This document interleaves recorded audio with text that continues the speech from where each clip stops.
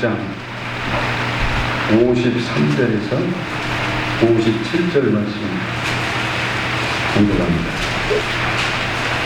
예수께서 이르시되 내가 진실로 진실로 너희에게 이르노니 인자의 살을 먹지 아니하고 인자의 피를 마시지 아니하면 너희 속에 생명이 없느니라.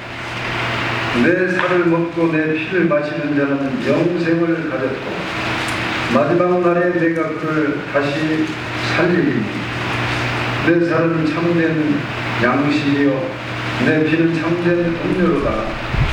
내 살을 먹고 내 피를 마시는 자는 내 안에 거하고 나도 그의 안에 거하나니. 다같이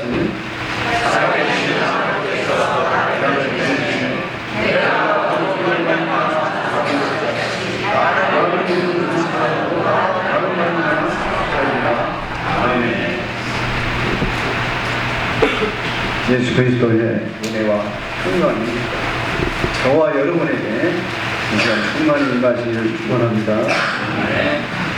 오늘은 성찬주일입니다. 그래서 성만찬과 새벽식이라는 제목으로 말씀을 전합니다.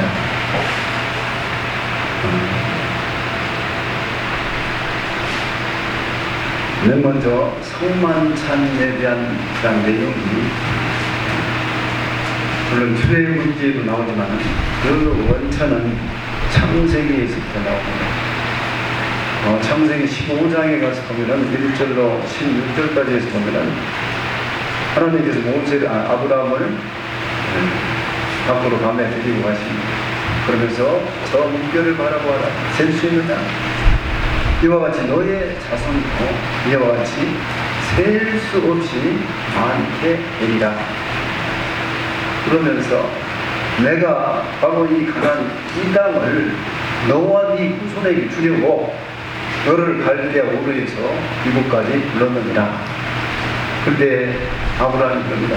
그러면 하나님 여호와 하나님, 내가 무엇으로 이 땅을 얻을 줄 알겠습니까?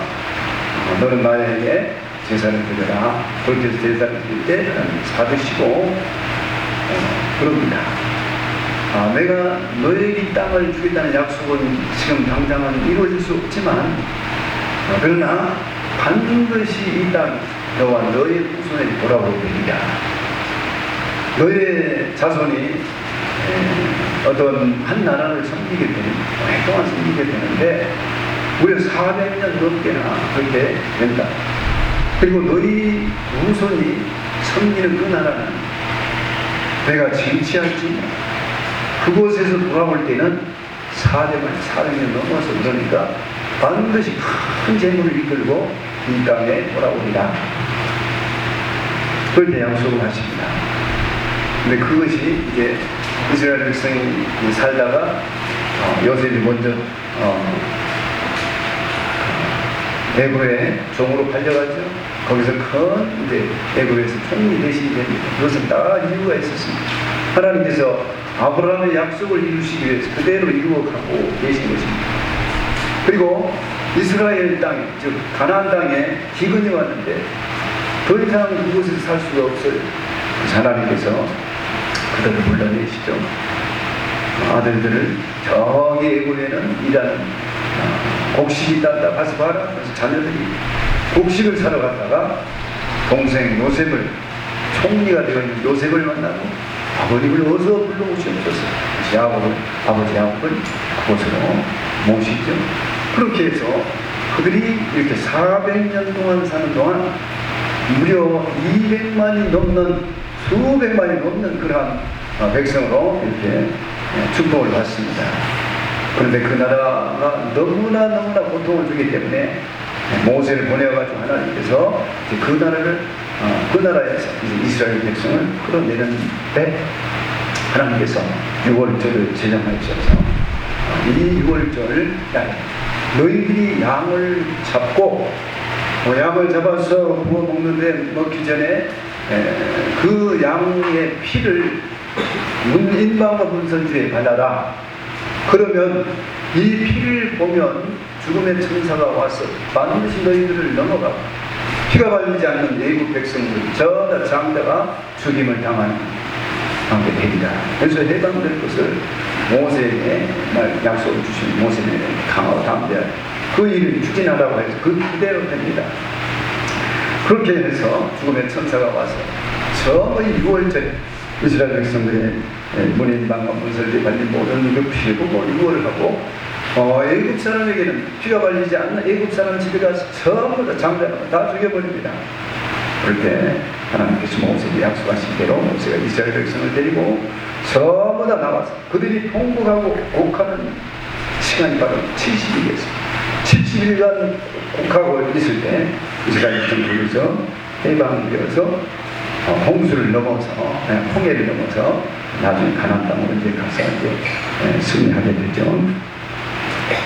이러한 성만찬에 대한 이전 말씀의 그것이라는 바로 이 말씀이 우리가 지난주에도 말씀을 드렸습니다만 6월절 예수님이 십자가에 못 박힐 때 그 예수님께 십자가에 못 박힌 그 예수님 이 6월절에 어린 양을 잡아서 피를 흘려서 문에만 문설주에 발린 그 피는 바로 예수님께서 2000년 후에 지금으로부터는 2000년 전에 바로 오셔서 인류를 위해서 저것이 피를 흘리신 예수님을 상징하는 6월절 어린 양. 그래서 요한복음 2장에 가서 보면 세례 요한에게 서기관이 급하대죠. 그래서 네가 무슨 권세로 이런 세례를 주느냐? 네가 엘리야? 네가 메시아? 그의 선지자는 아니라고 하면서 다만 나는 하나님께서 세례를 주면 바로 이 메시아가 올 테니 나타날 테니 성령이 임하시면 그가 곧 그리스도인 줄 알라. 그래서 이것을 나타나게 하기 위해서 내가 이렇게 세례를 주는 것입니다. 너희 가운데 알지 못한 한 사람이 있으니 나는 그의 신들임에도 감당할 수 없다. 그분의 신발을 들고 이렇게 시중하는 것도 어렵다. 그렇게 하고 그로부터 며칠 후에 예수님께서 새 요한에게 나오실 때 새 요한에게서 많은 사람이 있는 겁니다. 보라, 이스라엘 족 모든 사람의 죄를 대신 지고 죽으시는 그러한 어린 양을 보라. 그렇게 얘기합니다. 그렇게 해서 이 어린 양이신 예수님, 바로 6월절에 어린 양을 잡은 이스라엘에서 6월절에 잡는 그 어린 양이 바로 신약시대에 오셔서 예수님께서 우리를 위해서 십자가에 살리신 그래서 피를 흘리신 그러한 예수님, 그분이 바로 어린 양이시죠. 그렇게 해서 오늘 본문에서 이제 예수님께서는 십자가에 못 박히시기 전에 성만찬을 하루 전에 가능하죠. 제자들에게. 그러면서 얘들아, 지금 우리가 먹는 이 떡과 이 포도주는 바로 내가 곧 십자가에서 못 박혀서 죽을 바로 내 살과 내 힘이다 하면서 이것을 행하여 주님의 죽으심을 기념하며 또한 죄사함의 은혜를 받으라고 이렇게 말씀하셨습니다. 그러므로 우리 그리스도인들이 그 은혜를 기억하고 그 은혜대로 살기 위해서 이러한 성만찬에 참여하는 것입니다. 오늘 본문 요한복음 말씀은 다른 복음서와는 달리 예수님의 특별하신 행적을 기록해 놓고 있습니다. 그것이 바로 이 마지막 만찬 자리에서 예수님이 제자들의 발을 씻기신 초유의 사건입니다. 그래서 이 만찬을 가지시고 성찬을 가지신 다음에 그리고 마치시기 전에 예수님께서 얘들아 대야에 물이 떠오르라 하면서 수고등을 흘리를 봉이시고 제자들에게 발을 내밀라고 하면서 하나씩 이렇게 돌아가면서 발을 씻어주시기 시작하셨습니다. 이때 다른 제자들은 그냥 경황이 없는 예수님께서 발을 내놓으라고 하니까 그냥 경황이 없는 제자들은 엉거주춤 자기 발을 전부 다 내밀 수밖에 없었습니다. 그런데 베드로쯤 들어왔을 때 이 베드로는 그냥 넘어가지 않았습니다. 아니 주님, 내가 주님의 발을 씻겨드려야 하는데 어떻게 주님께서 나의 발을 씻기시는 것입니까? 절대로 불가합니다. 그런데 주님께서는 내가 너를 씻어주지 않으라, 너는 나와 상관이 없느니라, 그렇게 말씀을 하십니다. 그런데 이 말씀에 놀란 베드로는 주여, 내 발만 아니라 내 머리와 손, 내 손과 발까지 씻어 주옵소서. 그런데 예수님께서도 말씀하셨죠. 이미 목욕한 자는 발만 씻어도 되느니라, 그렇게 말씀을 하셨습니다. 그래서 베드로는 감격의 눈물을 글썽이면서 그 울퉁불퉁한 발을 예수님께 내뱉고 그 부드러운 손에 의해서 씻김을 받기 시작했습니다. 그런데 예수님께서 베드로에게 내가 너를 씻기지 아니하면 네가 나와 상관이 없느니라는 이 말씀이 그저 그냥 보통 말이 아닌 것입니다. 예사롭지가 않았습니다. 아무리 그래도 그렇지 어떻게 예수님과 3년간이나 동고동락을 해왔는데 예수님께로부터 발을 한 번 씻김을 받지 않았다고 해서 어떻게 그 관계가 한꺼번에 끊어진다는 것입니까? 그래서 이것은 단순히 발만을 씻는 문제가 아니라고 하는 것을 우리가 알 수 있습니다. 예수님께 씻음을 받는 것은 단순히 육체의 발만 씻음이 아니고 바로 그 영혼을 씻는 것임을 우리는 분명히 알 수가 있는 것입니다. 그래서 온몸을 씻어달라는 베드로에게 주님께서는 이미 목욕한 자는 발만 씻어도 되느니라는 말씀, 즉 말하자면 이미 구원받은 자는 발만 씻어도 된다는 것입니다. 다시 말하면 이미 목욕한 자는 바로 예수를 믿고 영접하여서 하나님 나라에 이미 속한 하나님 백성이 되는 사람을 말하는 것입니다. 그래서 우리가 구원받은 백성이라고 했지만 우리가 세상을 사노랍니다. 예수를 믿어서 죄를 안 지을 수 있습니까? 안 지을 수 있는 위인들은 하나도 없습니다. 우리가 살다 보면 발을 딛고 서 있는 자리에서 죄를 지을 수가 있고 또한 불순종을 죄를 지을 수가 있고 또 욕심도 부릴 수가 있는 것입니다. 그렇다고 해서 우리가 세례를 다시 받는 것은 아닙니다. 세례는 한 번 거기서 받고 끝나는 것이죠. 근데 죄를 한 번 또 그 뒤에 지었다고 해서 또 세례를 받는 게 아닙니다. 그래서 예수님께서 너희 발을 나에게 내놔라. 내가 너희 발을 씻겨준다.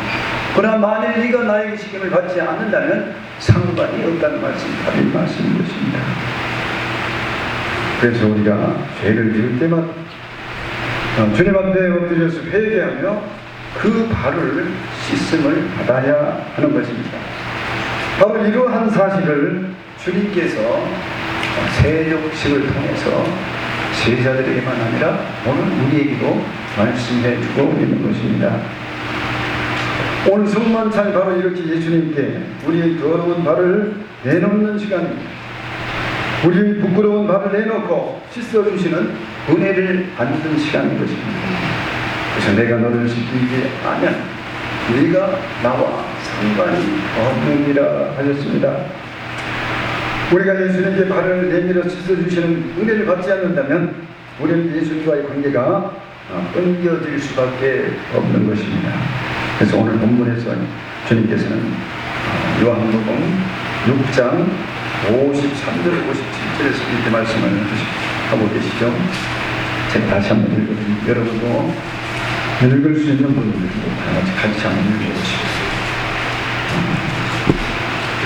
상황상 눈의 상황상 읽지 못하신 분들은 듣기만 하시고 다 같이 큰 소리로 시작. 예수께서 이르시되 내가 진실로 너희에게 이르노니 인자의 살을 먹지 아니하고 인자의 피를 마시지 아니하면 너희 속에 생명이 없느니라. 내 살을 먹고 내 피를 마시는 자는 영생을 받았고 마지막 날에 내가 그를 다시 살리니 내 살은 참된 양식이요 내 피는 참된 물로다. 내 살을 먹고 내 피를 마시는 자는 내 안에 거하고 나도 그 안에 거하나니 살아계신 아버지께서 나를 보내시네. 내가 아버지를 인하여 사는 것 같이 나를 먹는 그 사람도 나로 인하여 살리라. 아멘. 오늘 우리 만찬을 통해서 우리의 발을 믿음으로 예수님 앞에 내미는 행위 그 자체가 바로 예수님을 나의 구세주, 나의 죄를 사해 주시는 은혜의 주님으로 나의 영원한 소망으로 고백하는 행위가 아닐 수 없는 것입니다. 그래서 주님께 발을 내밀어 우리가 씻김을 받지 않는다면 아무 상관이 없는 것입니다. 그래서 내가 하루하루 살아가면서 내가 발을 딛고 서 있는 자리에서 제 모든 죄를 가지고 주님 앞에 나와서 늘 주님의 이름으로 깨기를 합니다. 하나님께서는 당신의 아들의 흘린 그 피로서 고무다기처럼 깨끗하게 씻어주시는 것입니다. 그러나 누구든지 믿음으로 이렇게 주님 앞에 나오는 사람입니다.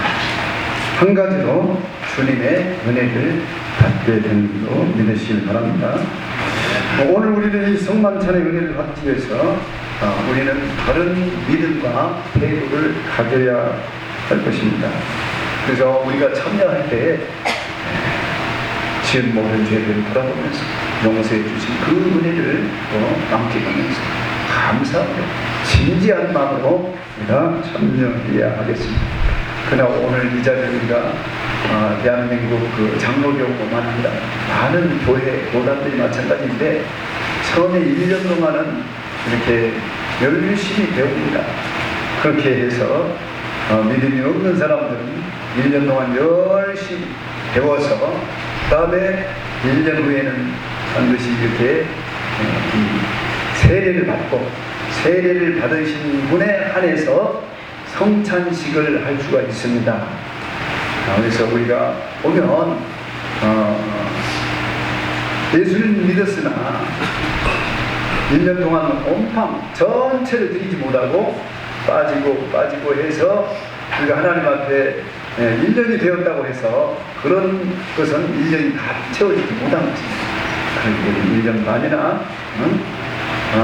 필요하다면 교회에서 2년 정도는 이렇게 예수를 믿은 다음에 우리가 살아가면서 그만 배우고 믿음이 든 다음에는 교회에서 세례를 베풀고 그 다음에 세례를 받은 자에 한해서 반드시 성찬식을 참여하게 하는 것입니다. 그러므로 오늘 우리가 성찬식에 참여하지 못한 분들 1년이 넘지 못해서 혹은 1년 반이 되었다고 해서 다 참여하는 것이 아니고 반드시 세례를 받으시고 그 다음에 성찬에 참여할 수 있기를 바랍니다. 그리고 우리가 성찬에 참여하지 못했다고 해서 부끄러운 것이 아니에요. 이것도 하나의 과정이기 때문에 이 예배 시간에 성찬에 참여하지 않는다고 해서 절대로 부끄럽게 생각하지 마시고 예배가 파하지 않았는데 나가시면 안 되는 것입니다. 끝까지 그것을 지켜보시고 배우시고 우리가 보는 것도 배우는 것입니다. 그래서 끝까지 예배에 참여하면서 성찬에 모든 것을 배우냐 하는 것입니다. 그러므로 성만찬은 단순한 어떤 형식이나 혹은 심리적인 행위가 아닙니다. 진실로 예수 그리스도의 몸과 보혈로서 용서를 받는 은혜의 시간이며 그리스도께서 내 영혼에 바로 임재하는 시간이 바로 이 성찬식인 것입니다. 그래서 우리가 꼭 성찬에 참여하지 못한 시간이라고 해서 성찬에 참여하지 못했다고 해서 우리에게 은혜가 없는 것이 아닙니다. 예배를 참여하면서 그 시간에 또 나름대로 성찬에 참여하지 못할지라도 주님이 기도하면 바로 이 예배 시간에 주님께서 우리에게 임재하는 은혜를 또 맛볼 수 있다고 하는 것을 아시기 바랍니다. 그러므로 우리는 이 성찬을 참여할 때 진심으로 죄를 고백하고 믿음으로 이 떡과 잔에 참여해야 할 줄로 믿습니다. 기도합시다.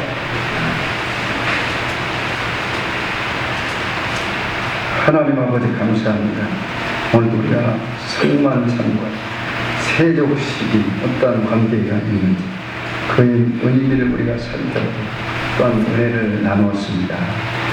오늘도 성만찬을 가지면서 주님이 임재하시는 그런 모든 성에 또한 은혜가 풍성하게 하시고 은혜가 충만히 임하시는 그런 체험이 있게 하여 주옵소서.